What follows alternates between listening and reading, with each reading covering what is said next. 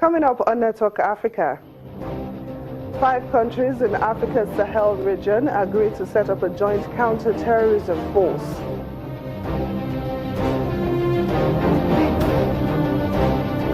Rights activists scrutinize a law used to imprison Egyptians.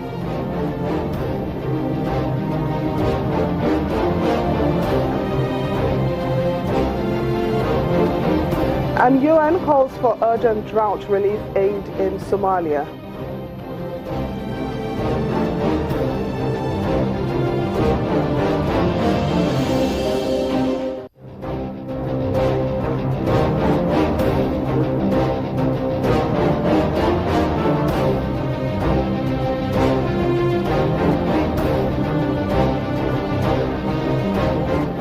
Hello and welcome to the program. I'm Temitope Fagbemi.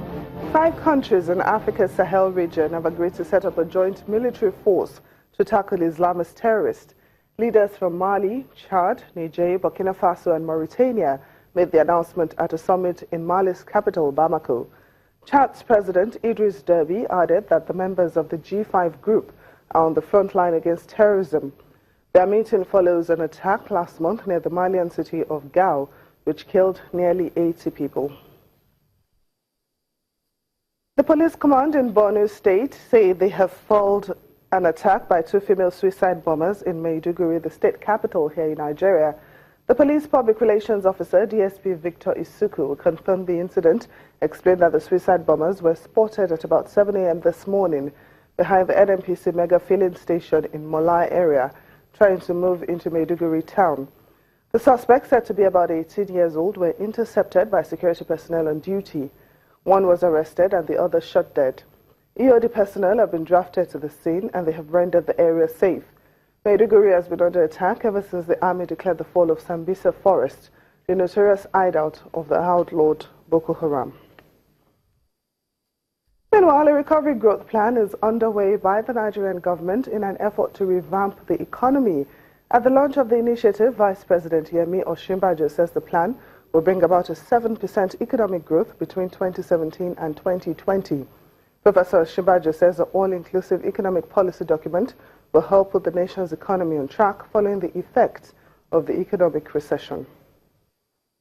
Let me invite the Permanent Secretary. Government officials at a forum with members of the organized private sector to fashion out ways of putting the nation on the path of recovery from the shocks of the economic recession, which is still taking its toll on Nigerians. The primary focus of the Recovery Growth Plan, according to Vice President Osinbajo, is to alleviate the sufferings of Nigerians. The emphasis will be on the agriculture, energy and power sectors. The government is one that is determined to give the ordinary man a fair deal. You have the right to live well and decently, and we are committed to making that happen. But years of deterioration and corruption cannot be remedied. That it is our business and our duty to ensure that we put the Nigerian economy on a path of sustained growth. The Minister of Budget and National Planning thereafter gives major highlights on how the economic recovery plan will work. The plan believes that we must leverage the power of the private sector. Economic recovery and transformative growth cannot be achieved by the government alone. It is essential to harness the entrepreneurial nature and spirit and energy of Nigerians, from the small and medium-scale enterprises to the large domestic and multinational corporations. The federal government, through the National Economic Recovery Growth Plan, is targeting a growth rate of 7% between 2017 and 2020. The National Economic Recovery Growth Plan is expected to focus on 5 broad areas, namely macroeconomic policy, economic diversification and growth drivers, competitiveness, social inclusion, employment and governance. Well, let's get more on this story from an economic analyst, Johnson Chukwu, who joins us live on the program. You're welcome to the program. So, yes, thank you. Yes, what do you make of the federal government's economic recovery plan? Well, I would say it's, in principle, it's logical, it's achievable. But the growth plan of 7% for the next 14 years looks a bit ambitious. One is that, of course, we need to see more details of the plan. But the major highlights of the plan, which includes... Well, it seems we've lost signal with Johnson Chukwu. As soon as we get him back, we'll bring you that interview. Now, the special advisor to the Nigerian president on media, Mr. Femi Adesina, says there is no need to worry about the president's health, as President Muhammadu Buhari will not only get well soon, but he will be back in the country sooner than expected.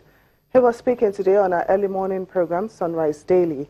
On the anti- and pro-government protest held across some major cities yesterday, Mr. Adesina appeals for calm, saying the protests have been heard loud and clear. You can't compare the Yaradua scenario or the Yaradua saga with what is happening now. Then you could ask for daily updates because the president left the country without anybody being told where he was headed and why he was going there. 2, he did not transfer power to his then deputy, the vice president. That is not the situation now. When the president was leaving on January 19, we issued a statement. He was going on vacation and he would do routine medical checkups. Now, when those medical checkups need to be extended, we also announced it that because he needed to still do more and get the results, he has asked for an extension. And then 3, power has been transferred to the vice president, who is the acting president. So you don't need exactly what the then AC asked for in 2009. The president may be coming back sooner than people think, because we hear all the rumors, we see all the malice, all the mischief, all the malevolence against the president. All those people will be surprised. I heard the acting president say it yesterday, and you have reviewed it in the press this morning, saying, we hear you loud and clear. What else would somebody from government say? You have protested, you have raised your angst, and government says, we hear you loud and clear. That's on record.